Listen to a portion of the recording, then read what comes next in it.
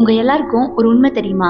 நாம எல்லாருமே இந்த உலகத்துல ஒரு முறை தான் பிறக்கிறோம், ஒரு முறை தான் வாழ்றோம் நம்பிட்டு இருக்கீங்கல்ல. ஆனா இந்த இணை பிரபஞ்சம், அதாவது பேரலல் யூனிவர்ஸ் அப்படின்னு அழைக்கப்படக்கூடிய இன்னொரு உலகத்துல நீங்க இன்னொரு பிறவியில இன்னொரு வகையான மனிதரா இன்னொரு வாழ்க்கைய வாழ்ந்துட்டு இருப்பீங்கன்னு சொன்னா நம்ப முடியுதா?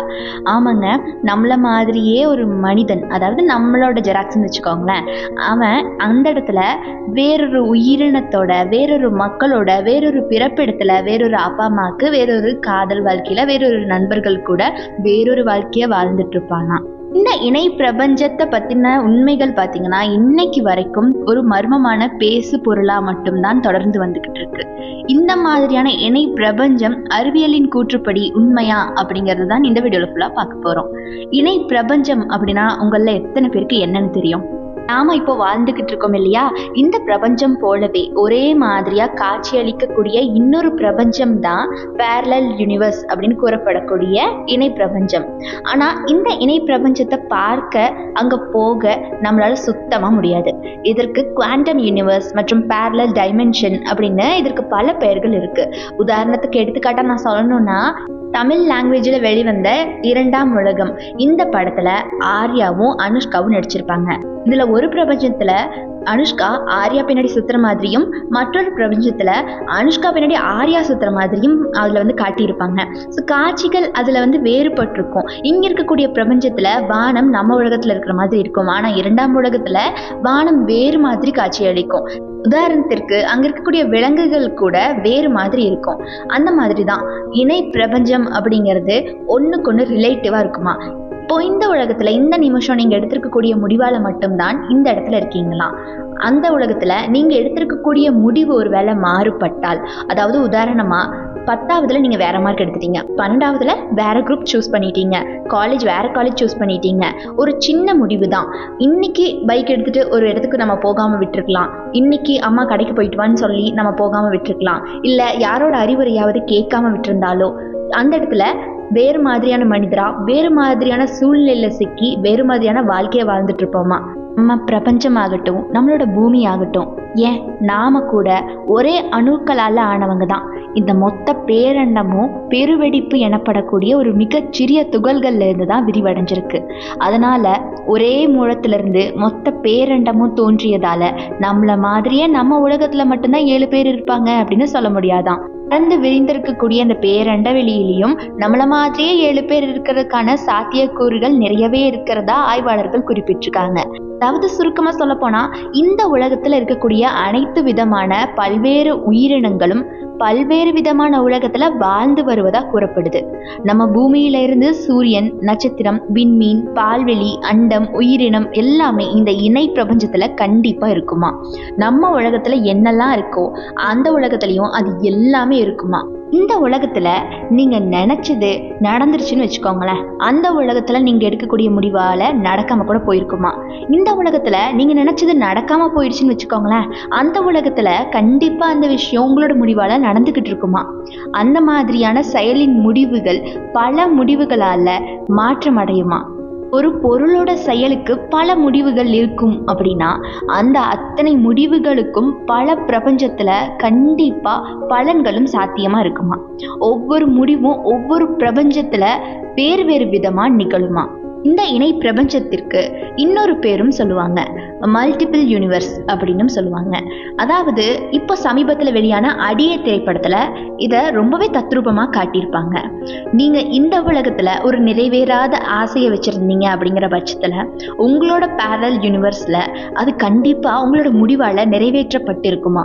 சரி, இவ்வளவு சொல்றீங்களே, அந்த இணை பிரபஞ்சம் பார்க்கறதுக்கு எந்த மாதிரி காட்சி அளிக்கும்னு உங்களுக்கு தெரியுமா அப்படின்னு தானே கேட்க வரீங்க. இந்த இணை பிரபஞ்சம் பற்றி பல்வேறு விதமான ஆய்வுகளும் ஆய்வாளர்கள் இப்போ வரைக்கும் மேற்கொண்டுகிட்டு தான் வராங்க. இதன் ஆராய முதல்ல நம்மளோட பூமி எப்படி உருவாச்சு அப்படிங்கிறத நம்ம கண்டிப்பா தெரிஞ்சுக்கணும். நம்ம பூமி மற்றும் விண்வெளியில இருக்கக்கூடிய எல்லாமே பெருவெடிப்பு அப்படிங்கிற நிகழ்வின் மூலமா தான் உருவாச்சு. இந்த பிரபஞ்சம் 13.8 பில்லியன் ஆண்டுக்கு முன்னாடி தோன்றி இருக்கு. இந்த பிரபஞ்சம் ஒரு புள்ளியிலிருந்து தோன்றி மிகப்பெரிய அளவிற்கு இப்ப இருக்கிற மாதிரி விரிவடைஞ்சிருக்கு. இந்த விரிவடைந்த உலகம் போலவே பல இணை பிரபஞ்சங்களும் உருவாகி இருக்கலாம் அப்படின்னு குறிப்பிட்டிருக்காங்க ஆய்வாளர்கள். அதாவது ஒரு வெடிப்பில் ஒரு பூமி போல பல பூமி உருவாகி இருக்கலாம் அப்படின்னு கூறப்படுது. இந்த இணை பிரபஞ்சங்கள் நம்மளுடைய பூமியில இருக்கும் இயற்பியல் விதிகள் போன்றும் இருக்கலாம், இல்லாம கூட இருக்கலாம் அப்படின்னும் குறிப்பிட்டிருக்காங்க ஆய்வாளர்கள். பெருவெடிப்புக்கு பிறகு இந்த பிரபஞ்சம் தொடர்ந்து விரிவடைஞ்சுக்கிட்டே வந்துச்சு. ஒரு சில நேரங்கள்ல இந்த விரிவடைதல் நின்றாலும் கூட இந்த விரிவடைதல் அப்படிங்கிற நிகழ்வு வேறு எங்காவது ஒரு அண்டத்துல கண்டிப்பா வேறு பகுதியில தொடர்ந்து நடைபெற்றுக்கிட்டு தான் இருக்குமா. இதன் காரணமா நம்முடைய பிரபஞ்சம் போலவே வேறு பல பிரபஞ்சம் இருக்கக்கூடும் அப்படின்னு சொல்லப்படுது. இதனைதான் நம்ம இணை பிரபஞ்சம் அப்படின்னு அழைக்கிறோம். இது குமிழி பிரபஞ்ச கோட்பாடு அப்படின்னு அழைக்கப்படுது. அதாவது பபிள் யூனிவர்ஸ் தியரி அப்படின்னு சொல்லுவாங்க. இந்த குமிழி இணை கோட்பாட்டுல நம்மளோட பூமியில இருக்கக்கூடிய இயற்பியல் விதி இருக்க வேண்டிய அவசியமே இல்லையா. ஸ்பேஸ் அண்ட் டைம் ஒன்னா இருக்கலாம் அப்படின்னு சொல்லப்படுது. இந்த நேரம் நீண்டுகிட்டே போகுமா, அதுக்கப்புறம் ஒரு கட்டத்திற்கு மேல அது முடிவு நிலைக்கு வந்துடுமா, மறுபடியும் இது ஆரம்பத்துல இருந்து தொடங்கி மறுபடியும் இது போலவே சுழற்சியா நடந்துகிட்டே இருக்குமா. இது முடிவில்லாம செஞ்சுக்கிட்டே இருக்கும் போது இன்ஃபினிட்டி டைம் அப்படிங்கிற மாதிரியான வார்த்தைகள் நமக்கு கிடைக்குது. இந்த மாதிரியான நிகழ்வுகள் நடந்துகிட்டு இருக்கும் போதுதான் இணை பிரபஞ்சம் அப்படிங்கிற ஒண்ணு உருவாச்சு அப்படின்னு சொல்லப்படுது. நாம இந்த உலகத்துல ஒரு செயலை செஞ்சுக்கிட்டு இருக்கோம் அப்படின்னு வச்சுக்கலாம். ஆனா மற்றொரு பிரபஞ்சத்துல அந்த செயலை செய்ய நமக்கு பல வழிகள் இருக்குமா. உதாரணத்துக்கு சொல்ல போனா இந்த பிரபஞ்சத்துல நமக்கு ஒரு நண்பர் கூட ஒரு நாளைக்கு வெளியே போற மாதிரி ஒரு வாய்ப்பு கிடைக்குதுன்னு வச்சுக்கலாம். ஆனா அடுத்த பிரபஞ்சத்துல நம்ம எந்த மாதிரி இருப்போம் தெரியுமா, பல நண்பர்கள் கூட சேர்ந்து பல விதமான நாடுகளை சுத்துற மாதிரி ஒரு வாய்ப்புகள் அமையுமா. இந்த மாதிரியான பல வழிகள் ஒவ்வொரு பிரபஞ்சத்திலையும் நமக்கு நடக்கும். பல விதமான வாய்ப்புகளும் நமக்கு அங்க அமையும். இந்த இணை பிரபஞ்சம் காரணமாக கூட மண்டேலா எஃபெக்ட் நடக்கலாம் அப்படின்னு அறிவியலாளர்கள் சொல்றாங்க. நம்முடைய கனவுகள் கூட இந்த இணை பிரபஞ்ச வெளிப்பாடு அப்படிங்கிற மாதிரியான விஷயத்துலதான் ஒண்ணு சேருமா. 1954 ஹியூக் எவரெட் அப்படிங்கிற அறிவியலாளர் தான் முதல்ல இந்த இணை பிரபஞ்சம் பற்றி சொல்லியிருக்காரு.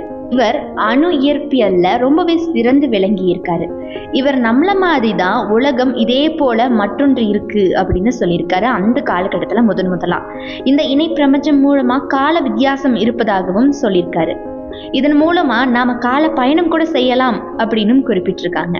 நாம இன்னும் அண்டத்தையும் பிரபஞ்சத்தையும் முழுமையா புரிஞ்சு கொள்ளாதனால இன்னும் நம்மளால எதனையுமே தெளிவா விளக்க முடியல. ஆனா இணை பிரபஞ்சம் இருப்பதற்கான வாய்ப்பு கண்டிப்பா இருக்கு அப்படின்னு விஞ்ஞானிகள் தெளிவா சொல்லியிருக்காங்க. இந்த இணை பிரபஞ்சத்துல எல்லாமே பின்னோக்கி ரிவர்ஸ்ல நடப்பது மாதிரி இருக்குமா. ஆனா நமக்கு அது பின்னோக்கியாக இருந்தாலும் கூட அது நம்மளோட பிரபஞ்சத்தை பின்னோக்கி தான் தெரியுமா. இந்த இணை பிரபஞ்ச கோட்பாடு விதிகளை பத்தி தெரிஞ்சுக்கிறதும் புரிஞ்சுக்கிறதும் அவ்வளவு எளிதான காரியம் இல்ல, கொஞ்சம் கடினம் தான் அப்படின்னு ஆய்வாளர்கள் சொல்லியிருக்காங்க. நீங்க இந்த இணை பிரபஞ்சத்துக்கு போனாலோ இல்ல இந்த இணை பிரபஞ்சத்துல இப்போ நீங்க என்ன பண்ணிட்டு இருப்பீங்க, எந்த முடிவை நான் மாத்திக்கிட்டா என்னோட வாழ்க்கையே மாறி இருக்கும்னு நீங்க நினைக்கிறீங்க அப்படின்னா மறக்காம கமெண்ட் பாக்ஸ்ல கமெண்ட் பண்ணுங்க.